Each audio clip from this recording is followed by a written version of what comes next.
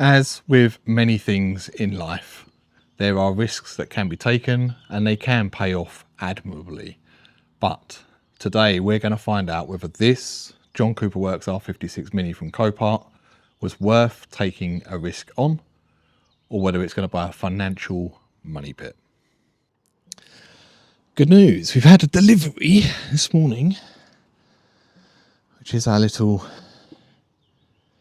banjo connector, and I put some water in here, which is why you can hear it gulping away at the moment. It is just water.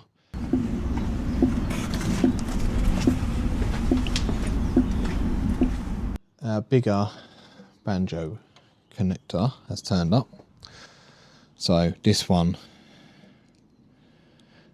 actually does now fit where the other one didn't, so I'm gonna get that screwed on into place.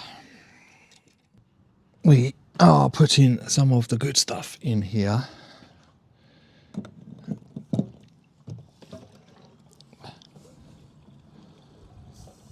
There we go. I don't know how long it's been sitting for. I don't know what fuel's in it. This is Synergy 99. I use that on most of my cars, but I think it used to be ethanol free. But just recently they've started putting it in there, so probably back to Shell V Power soon. But let's put some of this in. See if that helps a little bit. Let's give it a shot, shall we? Hopefully we don't have any oil leaking out the bottom of it.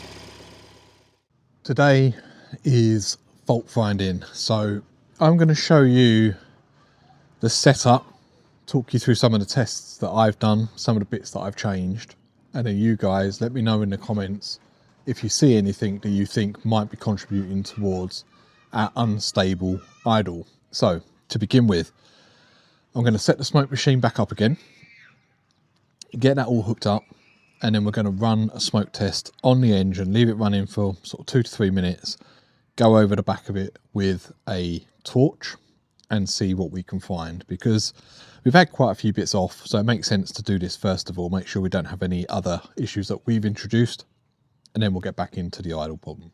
So I'll set you up while I set up the smoke machine, and you can watch the test and I'll show you if we find anything. So join me back in a minute.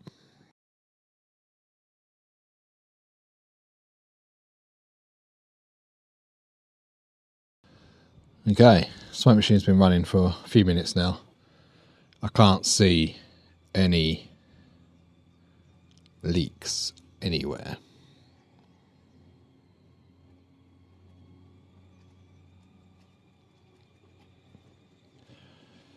So I've changed the plugs already when we had the front off, and the downstream catalytic converter, I'll show you on screen now. I did a test and it wasn't activating the heating on the element for it, so I've put a replacement one in, which you can see down there, because that would have needed doing anyway. PCV obviously we changed in the first episode, that had smoke coming out of it, but I think the next thing we're probably going to have to do, which a few of you have been mentioning, is getting that intake manifold off down the back there to check inside that. Now I'm still getting air mass plausibility code and a mixture too high. So the air mass one, what I've done for that is I put a second-hand air mass sensor in. That hasn't come back as often, but it is still coming back. So that is still a bit of a problem. But I guess reading up, a lot of people have said throttle bodies on these, coking on the inlet valve, stuff like that. So I guess the only thing we need to do now is to have a look and see how we're getting on. I did try to clean the throttle body out before, but this pipe down the back, down here, this one that's in focus where my finger's pointing to, it comes off of the throttle body and comes up into this sort of crossover pipe, I guess, is was very, very stiff. So it's obviously been on there for a while. I don't really want to break it, so I have to be very, very careful with it. But I think that's probably the next thing to have a look at. Front of the car, we've done all of the oil leaks and stuff like that, so we know that they're okay. I guess the next thing to do would be to check down the back here. People saying high pressure fuel pump. I've run the car a few times, had the live data on. The fuel pump itself, I haven't ruled it out completely, but it does seem to be holding around 1300 psi. So if anyone still believes that might be a problem, then get it in the comments down below. Haven't ruled it out. I have picked up a good working one, relatively cheap, I think for like 60 quid, just to test it. I know that obviously if that is not the issue, that fuel pump will go for more money, so it's not like I'm wasting my money buying that part. Let's put it that way. It just came up quite cheap, and I thought for the price, bearing in mind it is the Bosch one as well with the round back on it, it was worth a shot. So yeah, so I guess let's get the camera set up and try and get this out without destroying my fingers. So yeah, let's get on with that.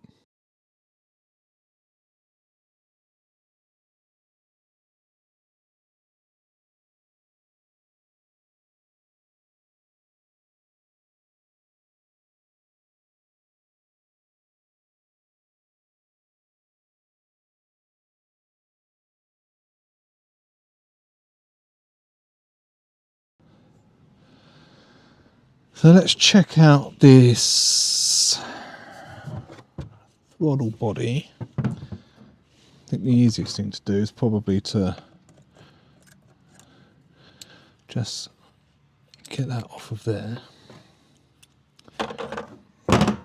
Ooh.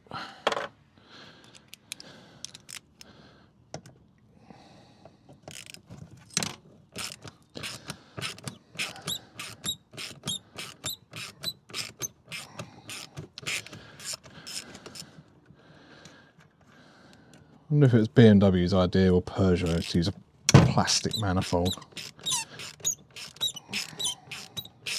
Oh mate, that's well squeaky, isn't it?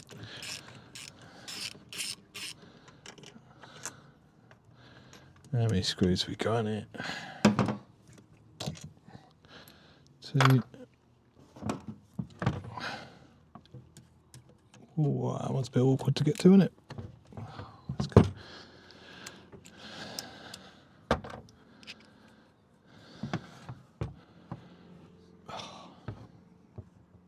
Stupid design, yet again. You can hear how crusty it is.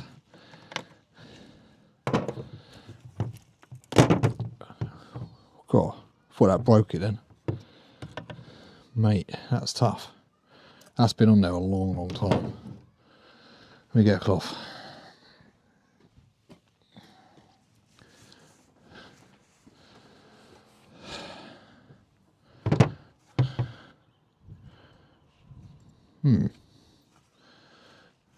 That's a bit weird.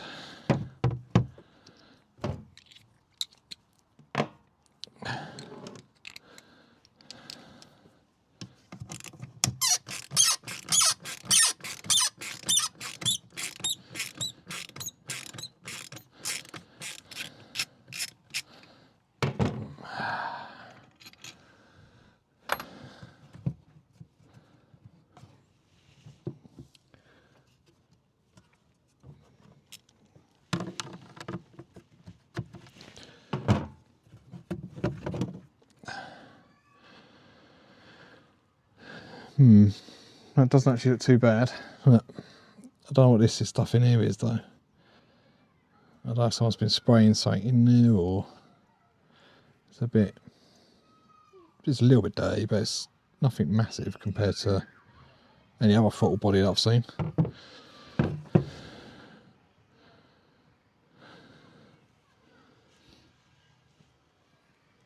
That's the other side of it. I suppose we could give a bit of a clean up too.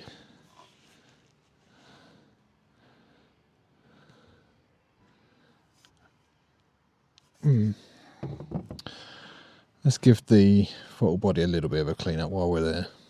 See if that helps.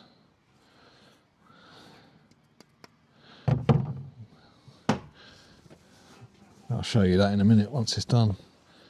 I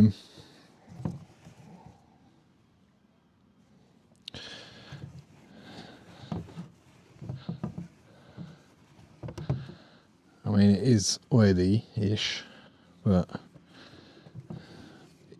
it's nothing over the top, I don't think.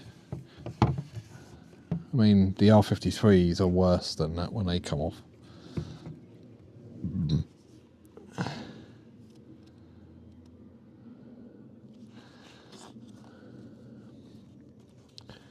Although,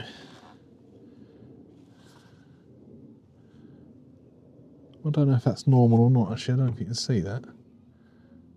Let's see if I get a torch in there.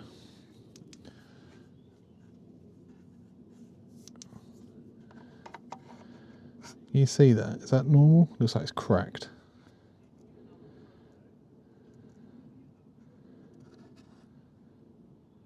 Let me know. Could just be casting. It's not gone all the way through, I don't think.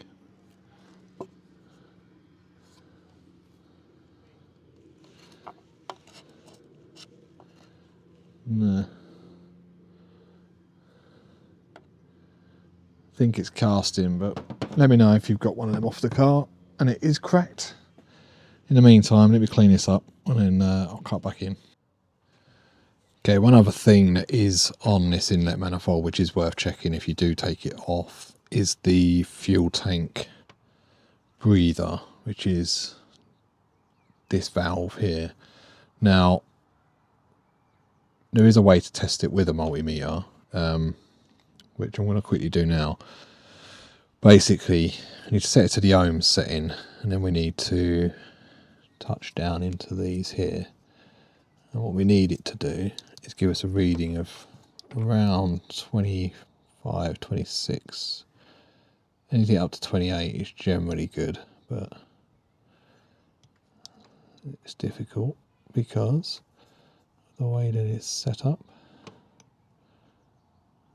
Right, so there we go. You can just about make out at the top of the screen it's 25.2.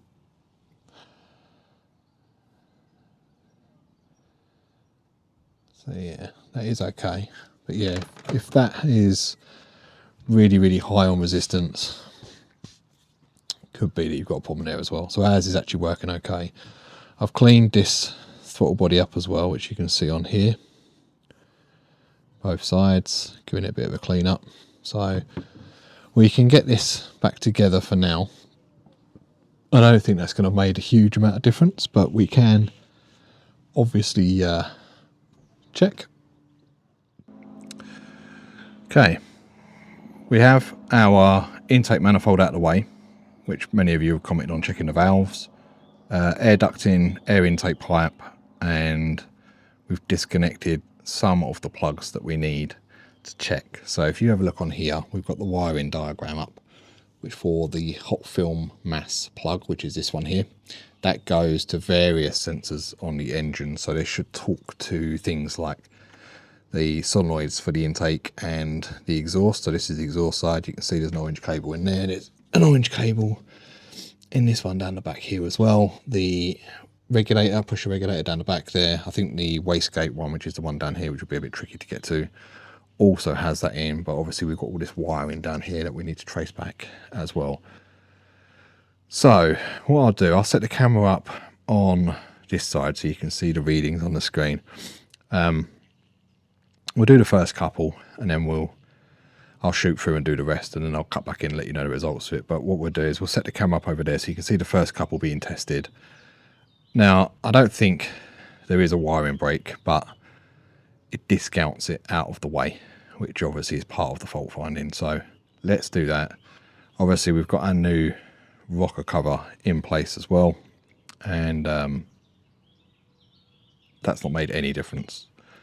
We've obviously changed the high pressure fuel pump. And the back here, again, don't think there's anything wrong with the other one. Wasn't giving any sort of dodgy readings or anything, but it's changed because people were commenting on it, and I had a spare that I know was working okay. Hasn't made any difference. So now we're going a bit more in depth. So let me set you up on the other side and then we'll go from there. So this is set to ohms at the moment. And what we need to do is just test between various points. So we'll start with the easiest ones to get to. So we're going to leave one plugged into pin 1, which is the orange one down here. And then we're going to go to, let's check the exhaust one first. The problem with this is it's not going to stay in there. So I might do actually, let's leave it like that for a minute and see if it comes up with anything.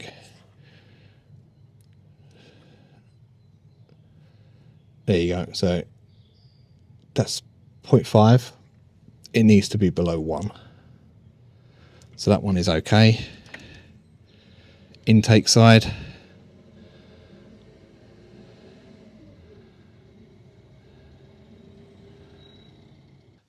Alright, let me check some others and I'll talk you through what I've tested at the end, but you can see the general premise is that we're going between here. It also goes to A41 on the DME, which we checked in the last video, so we know that one's okay. But I'll check the rest of the wiring and we'll cut back in and I'll let you know if we find anything.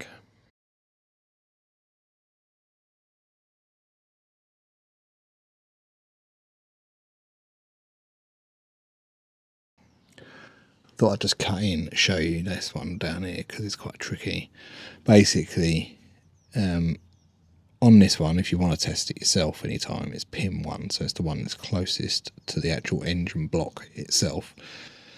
But you can see that it's extremely tight down there. It goes on to this bit here.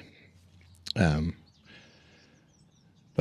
yeah, it's a bit awkward. So very small screwdriver just lifted it up, and with another one just gently pushed it down, it's come out. But the other thing as well, which is a bit strange, I don't know if anyone can confirm, but like these ones that were cable tied up down here, if you look at that, that is just literally like a little additional lead that's been made up to go onto what I think is a thermostat housing, and the same with this one here, which I think is for the temperature sensor. So again, they're like tiny little leads and they literally just go from there to there. So is that just because it's an N18, or is it like an aftermarket one that comes with these? But they are branded BMW, so I'm assuming it is okay. I've tested between this one here up to this point. That is absolutely fine. That goes back to the same sensor, the MAF sensor. It's all continuous, all the wiring throughout. So wiring wise, I'll double check to make sure I've not missed any, but it all looks like it's okay. So now we just need to tidy it up a little bit because it is a bit messy. But yeah, that's where I'm at. So if I've missed anything, let me know. I'll double check, go through the wiring diagrams. If I have, I'll cut back in and let you know which one I missed. Right, we've checked for continuity between the MAF and those extra wiring plugs. So the ones I've checked today are inlet and exhaust fan off solenoid, fuel purge, and pressure control and wastegate. Obviously we've got that extra one on the thermostat housing as well, which I've also checked. That is all continuous. So wiring wise we seem to be good. It just looks a bit of a mess. So let's get that sorted, get those plugs back on where we can, and then we'll have a look at the intake valves with a borescope and see what they look like. So time lapse it all going back together, tidy up this wiring a little bit, cut back in, show you what it looks like, and then we'll get the borescope out. So see you in a minute. Right, I've got a cheap Chinese borescope from Amazon because it was cheap. It's got a long lead on it, like massively long. So let's get that in the head, and then I'll put on screen what we find. I look forward to all of your comments. These are obviously renowned for coking up the M14s especially, but this is the N18, apparently revised, but we will see. So let's get in there, get you up on screen. Because of that lawnmower, I will just do a voiceover, but let me know what you think as it goes through.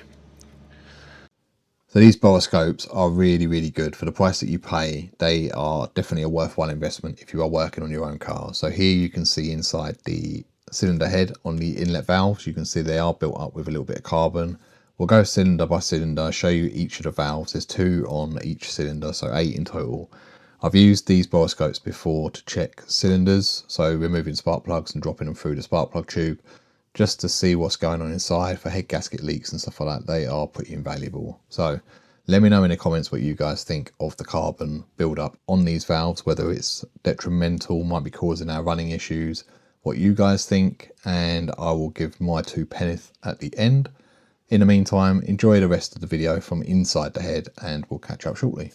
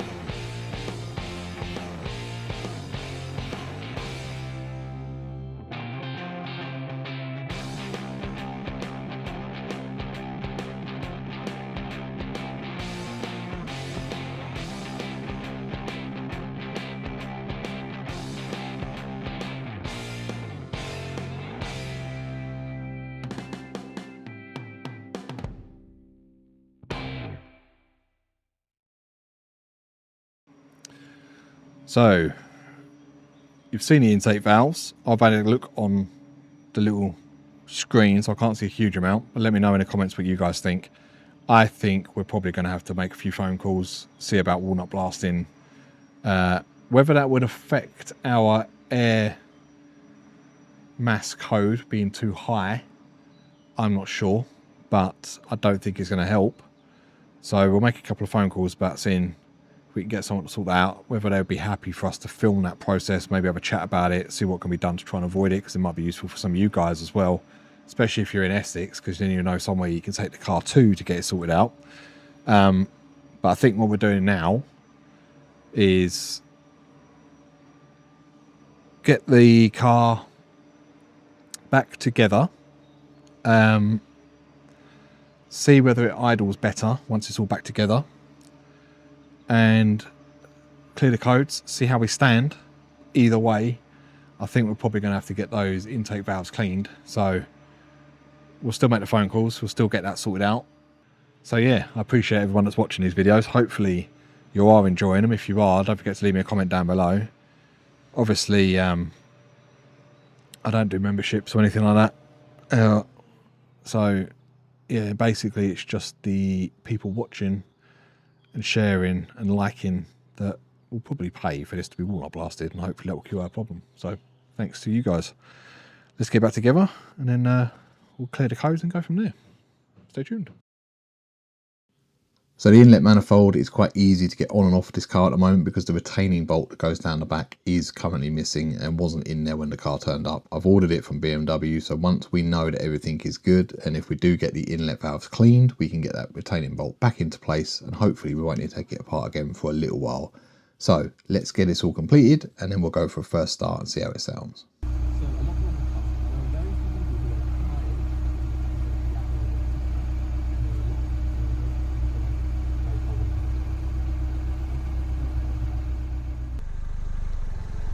We're still getting air mass too high, but this is the figures that we're getting.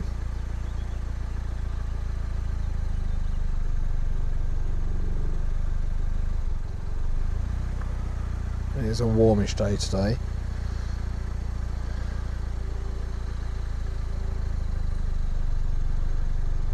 So if anything stands out,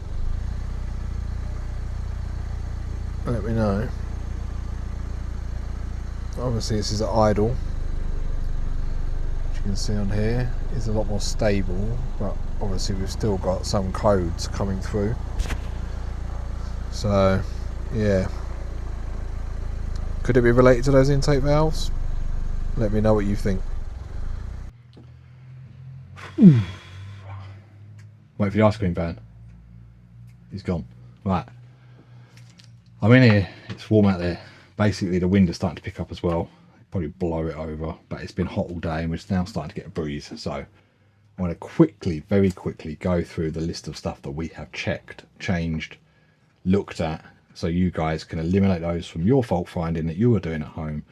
And obviously if you've got any other things you think it might be, or you think I've missed something, or you're still adamant that it's something that I've checked and I just haven't done a check properly, chuck it in the comments down below, because I read all of them and I've made a list on here. And whoever gets this right, I will definitely stick your name up on screen, because I think this is going to be a real head scratcher. I still have got nowhere near finding out, I don't think, what is causing this, but the list is getting shorter, so we're going to get there one way or another. Right, let's get through the list quick, because I need to watch the Formula 1 and I have 20 minutes. And also I've got to edit this video before it goes out. So, spark plugs, they were done. They've been done in the last video. I put them up on screen in the last video. They are brand new Bosch ones though, in there, the NGKs that come out. I actually kept them because they're probably not too bad. I probably could have done a spark plug burn off test and probably cleaned them up and then just kept using them. But it's a good place to start if you're getting poor idling issues. So, they are okay. Cam cover, if you noticed halfway through the video, the cam cover was actually changed. I went to film it, the camera died, it was late in the afternoon. I've done it anyway, put a brand new Febby Bilstein one on. It was £100, really cheap, and because I'm planning on keeping the car, I thought it would future proof it. Let me be honest, that was not because I had any concerns over the original one. I changed the PCV in the original one, it was holding strong, but because it was there, cheap, and I'm future proofing it, same as I've done with the turbo drain hose and all that sort of stuff, it made sense to buy it while it was that price. So it's done. Has made no difference, by the way, but it is done. The Vanos solenoids, people keep saying Vanos. I swapped the intake to the exhaust because they're both exactly the same. It's made no difference whatsoever. So if there was a fault on the intake one, it was holding the valves open for longer, it would move to the exhaust side. If I swapped them around, hasn't done a thing. So the Vanos, I think, is okay. High pressure fuel pump, again, picked one up off eBay, £60, which is a bargain. It said it was working. I wanted to make sure that was working because otherwise it's a waste of money. So I chucked it on the car anyway. Didn't have any concerns over the high pressure fuel pump on the car. A few people did say it in the comments, but the pressure seemed okay to me. I chucked the new one on, brand new second-hand one on, and it's working fine. Has made no difference. Pressure's about the same. Starts fine, drives fine. So really it's a bargain fuel pump, and I know someone is going to need that at the future. So if you ever get stuck for an N18 fuel pump, I've got one and it's cheap. Downstream oxygen sensor, we changed that because the oxygen sensor wasn't heating, so I put a brand new one in. Was brand new, wasn't second hand. was 60 quid from GSF, £180 from Euro Car Parts. So just bear that in mind. If you need parts for these cars, go check out GSF.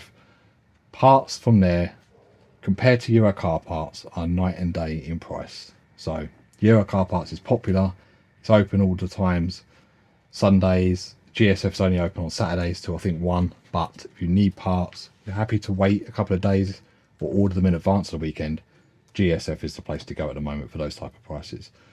Wiring has all been checked. You saw me do it. I went through there with a multimeter, checking that orange cable between all points. I also checked the blue to be something or other on the ECU. Basically, it is working fine. It's continuous. There are no issues with the wiring. There's the wind. Smoke tested numerous times, can't find an air leak. I appreciate every single person who's saying it's an air leak. It could still be an air leak, but I've smoke tested it numerous times, can't find an air leak anywhere. I think something else is causing it. So that's been done. I've also broken it into smaller parts. I've gone between a turbo and a crossover pipe, done that bit, etc, etc. It's all fine. Can't find a problem, can't find an air leak, can't find any smoke coming out of anywhere. Purge valve, local guy in a BMW garage, he probably doesn't watch this, but Matt, if you are watching, I have tested that. You saw it earlier in the video. That is working fine. Turbo looks fine. So, quite a bit's been done. There's a number of things still that it could be. Let me quickly explain my thinking. And like I say, after this little bit of talking, there is a video of the camshafts and the timing, so you can have a look yourself. Could be as simple as a software update. I don't think it is. Could be, so it's worth getting it done. I can't do it on my Autel. I can't do it on my laptop, so it needs to be done. Someone with either ISTA or a decent, more expensive Autel that's paying for the subscriptions. I got the first year free. I've not updated it since, so yeah. Could be walnut blast on the intake valves. Again, if you think it's that, let me know in the comments down below. Could be the Valvetronic. That's one that I can test with the Autel and it comes up fine. But yeah, I don't think it is, but it could be. So if you've had that before and it sounds similar, let me know. And last but not least, the timing. So the timing chain was put on this car last year. I've seen the receipt for it. It was done at an independent BMW Mini specialist. I'd like to think it's been done properly. Obviously, I don't have the locking tool, so I can't check it, but I've seen the receipt. I've seen the price. We will find out at one point or another whether the timing is the issue. I'm going to wrap it up for today. Thank you to everyone who's stayed watching. I appreciate it. Was a bit of talking at the end, but I thought I'd want to get all of the fault finding out the way that we've done so far. Be great if you haven't already to subscribe to the channel. I think like 20% of you have subscribed, which I don't know if that's a poor reflection on me or just the people are coming, checking it out and then just moving on quite quickly. Either way, if you're new to the channel and you've not subscribed already, hit the subscribe button down below, because we want to get to the bottom of this code and it will probably help somebody out in the future, because this is a real head scratcher. So yes, if you have subscribed already, don't forget to hit a like, put me a comment down below. I'll reply to all the comments. Let me know what you think it is that's causing it. And now I'm going to show you the timing. And obviously, if you haven't already, go follow me on Instagram. That's down in the description. Second channel also down in the description. Boroscope down. That, you get it. Anyway, here's the timing. Let me know if you think it's that. And yeah, next video will probably be 2 weeks rather than next week, because we need to make a few phone calls, I think, and hopefully we can get into a garage and do a bit of filming. So thanks for watching, stay tuned, catch you all again next time. Okay, for those worried about the timing, it's difficult to tell, but the writing is there on this one. You can just about make it out there if I zoom in a bit. So, not sure. I think these, I'm guessing it's these marks here that need to be lined up. So this one and this one. But yeah, if anyone thinks that's out slightly, then let me know. But I don't think it's too bad. Without the timing tools, I can't 100% tell, but you can see the writing is lined up there and there. So yeah, hopefully that's discounted that. So what we'll do now is get all this cleaned up and then we'll get the new cover in place.